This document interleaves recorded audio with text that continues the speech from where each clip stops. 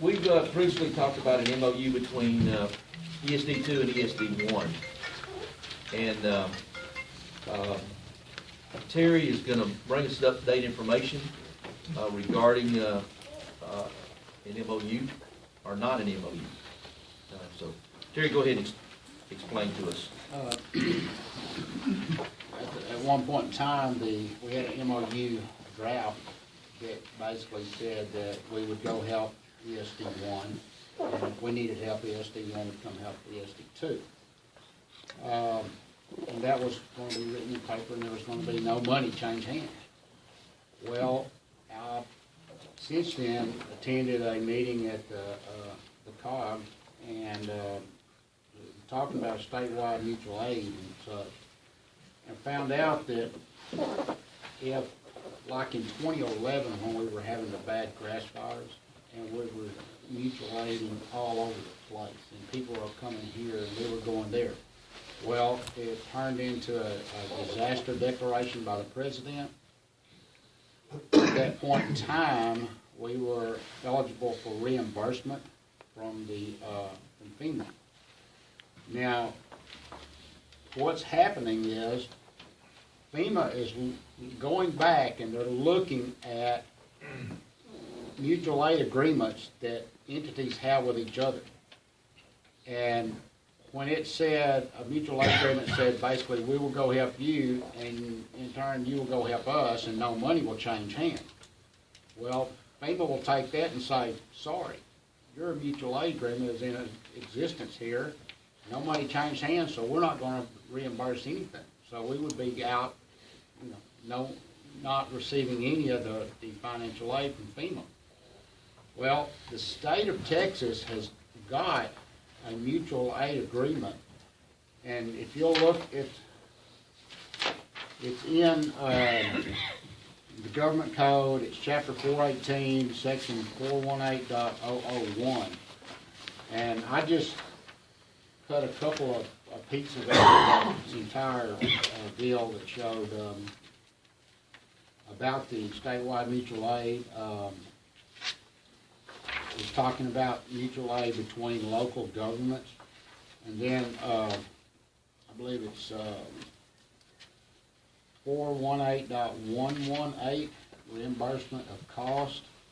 This is for state request or federal disaster declaration. It just goes through and talking about the different ways of reimbursement, what it can be reimbursed for. But the main one is section 418.1181, reimbursement of cost request by local government entities. This is the part I was talking about. I'll read quickly through it. It says, if a local government entity requests mutual aid assistance from another local government entity under the system, it requires a response that exceeds 12 consecutive hours. The requesting local government entity shall reimburse the actual cost of providing mutual aid assistance to the responding local government entity, including costs for personnel, operations, maintenance equipment, etc. Now, what that means is we can fall under that, okay? And I don't hardly know a time that we provided services to somebody over 12 hours. So if we did get into a situation where we did, and it was a declaration established, then we could say we don't have any mutual aid agreement, so we fall under this.